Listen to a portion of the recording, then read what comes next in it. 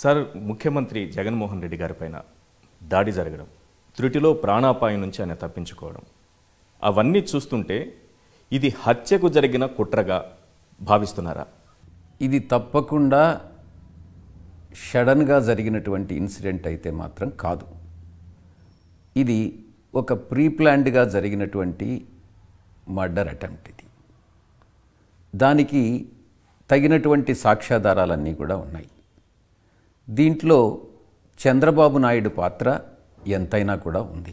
డైరెక్ట్గా చంద్రబాబు నాయుడు పాత్ర అని మీరు చెప్పేస్తున్నారు. నిజానికి అటువంటి ఆధారాలు ఏమైనా ఉన్నాయా?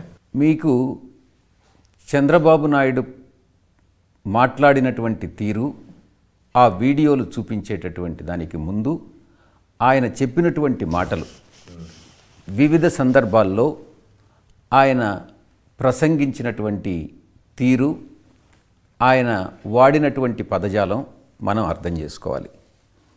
ఆయన అనేక సందర్భాల్లో రాళ్లతో కొట్టండి అని జగన్ గారిని ఉద్దేశించి పలు సందర్భాల్లో చెప్పడం జరిగింది. రెండవది, గాల్లోనే వచ్చాడు, గాల్లోనే వెళ్ళిపోతాడు అన్నటువంటిది పలు సందర్భాల్లో తిరిగి తిరిగి చెప్పడం జరిగింది. జగన్మోహన్ రెడ్డి నాతో పెట్టుకున్నాడు, ఆయనకి తగిన శాస్తి చేసి చూపిస్తాం అన్నటువంటిది. ఏం జరుగుతుందో మీరే చూస్తారు అని ప్రజలను ఉద్దేశించి చెప్పడం. ఇక మట్టిలోనే కలిసిపోతావు జగన్ అని పలు సందర్భాల్లో మాట్లాడడం. పరదాలు దాటిరా, నీ అంతు చూస్తాం అన్నటువంటిది మరొకటి. అమరావతిని లేకుండా చేశావు, నిన్ను లేకుండా మేం చేస్తాం అన్నటువంటివి.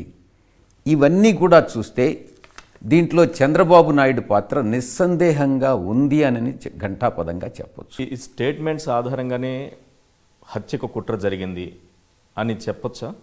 తప్పకుండా ఇవన్నీ కూడా ప్రైమా ఫేసి ఆధారాలుగా భావించవచ్చు. దీని మీద ఫర్దర్గా ఇన్వెస్టిగేషన్ చేసి పోలీసు వారు తప్పకుండా చంద్రబాబు నాయుడిని దీంట్లో ముద్దాయిగా చేర్చాలి. దీనికి సంబంధించి నా ఉద్దేశంలో చంద్రబాబు నాయుడు చేసినటువంటి నేరపూరితమైనటువంటి సెక్షన్లను ఇన్వోక్ చేయొచ్చు.